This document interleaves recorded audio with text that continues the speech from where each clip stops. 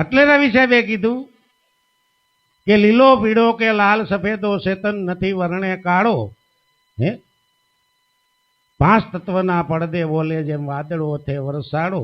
એ વાદ વિવાદ તમે હવે ભાઈ મત કરો, અંતરથી આપો પૂછાડો. આ વાદ વિવાદ નથી જવા જોઈએ. ખાલી એટલું તો ગુરુ કર્યા છે એટલું જ થઈ જવું જોઈએ. પણ હજી કેટલાયને હરાકા નીકળે કે અમે એને નો તેડાવી, અમારા ગુરુ નોખા, અમે ન્યા જાય. હજી ગુરુ જેને નોખો દેખાડતો હોય ને એને ગુરુ કર્યા એ નકામા છે, મારું કહેવાનું થાય.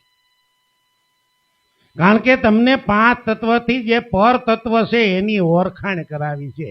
અને જો એની ઓળખાણ થઈ ગઈ હોય તો કોઈ પણ ધર્મ સંપ્રદાયનો પુરુષ આવ્યો હોય ને તમને એમાં સદગુરુના દર્શન થાય. ઘરમાં બિરાજે એ તમારો સદગુરુ છે.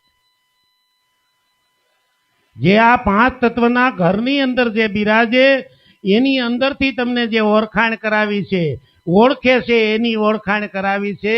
અને ઈ ઓળખાઈ જાય તો તમને બીજી જગ્યાએ બીજો ગુરુ લાગે તો આ ભ્રાંતિ ટળે એમ છે. ને કે ભ્રાંતિ ટળે એમ નથી. ખાલી મજીરા વગાડે, ખાલી સત્સંગ કરે કે ખાલી ભજન બોલ્યા, ભ્રાંતિ ટળે એમ નથી નથી નથી.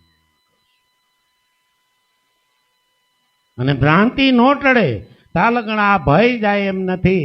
અને એ ભય નો જાય તાલગણામાં નિર્ભય પદ પડ્યું છે એ તમને સમજાતું.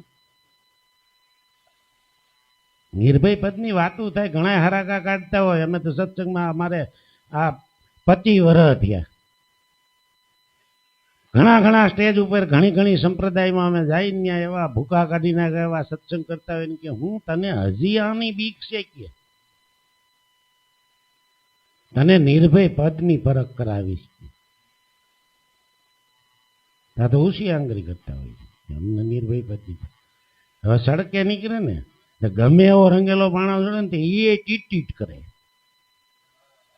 એની મોટરમાં અમે બેસી ને તાઈ મને એમ થાય મેં આને આ હજી ભય છે, મોટર ઠેકડો મારશે આની.